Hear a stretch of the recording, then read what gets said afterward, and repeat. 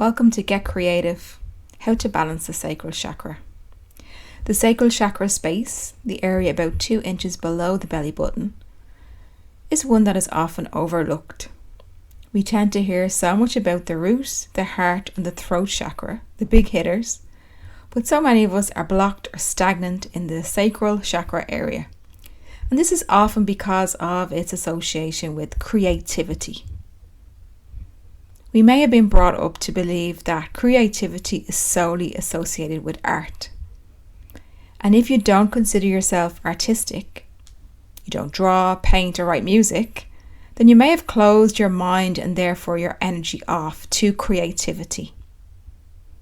We are all divine beings in a human experience, and without exception, creativity and the power and vitality of the sacral chakra are available to all. We are all creative beings as our birthright. You may just have to apply self-compassion and self-inquiry to find yours. Take a long, hard look at yourself from childhood to now, and maybe pick up a pen, journal out all of the hobbies and pastimes you have or had in the past, even subjects you enjoyed and were good at in school. Then make a list of things and friends and family ask you to help them with now. Some examples here is maybe you are the go-to person in your circle to help decorate a venue for a party, to write a CV, or to pick out an outfit for a special occasion. Maybe you put great playlists together, or know how to source the prettiest wallpapers, interior items, and are known for your beautiful home. Rediscover or simply appreciate these creative gifts, whatever they are. Baking, colouring, planning parties, making Halloween costumes, whatever it is for you, make time for it. We cannot talk about creativity without mentioning the literal interpretation, the creation of life. The sacral chakra resides in our pelvis and permeates the womb space. Becoming a parent is the ultimate act of creation and creativity.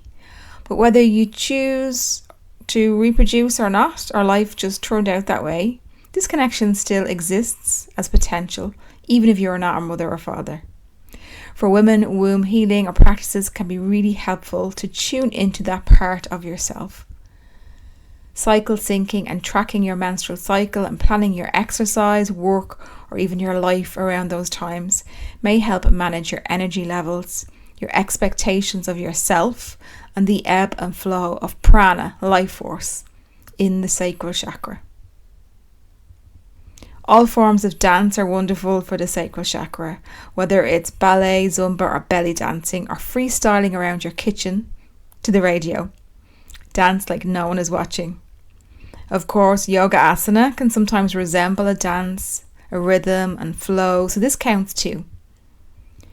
If you were raised in a culture where you didn't hit the dance floor without a drink, or you're a little bit more reserved, I suggest that you step out of your comfort zone and try a static dance. It is a completely sober activity, sometimes combined with plant medicine like cacao, and very freeing. Everyone is doing their own thing, no right or wrong, in their own space, just moving to the music. In my experience, everyone is just in their own internal world and not there to judge your dance moves. This would be my biggest single recommendation, to connect to the sacral chakra. There is power to be found in stillness too, though.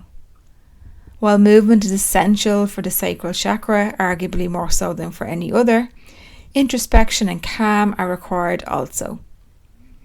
Yin Yoga is a style of yoga asana where we hold the poses for long periods of time. So less a dance, more of a pause. Yin Yoga poses where we focus on the hips and the pelvis are particularly potent. By holding poses like butterfly, pigeon and dragon, you create space for deep release and reflection. These postures encourage the flow of life force to the sacral chakra and its physical areas of representation, and invite emotion that may have been suppressed or held for a long time, causing stagnation, to rise to the surface. From my experience as a student, a practitioner and a teacher of yoga, these are the poses where the tears may come. Not from physical overexertion or pain, we should never push ourselves that far in yoga, but from emotional pain and release. I always tell my students, yoga does not put an emotion into your body, it helps you process what is already there. And sometimes that requires a little bit of bravery to face that. Crying is a release. Knowing when to move and when to be still are yin and yang components to a balanced sacral chakra. Namaste.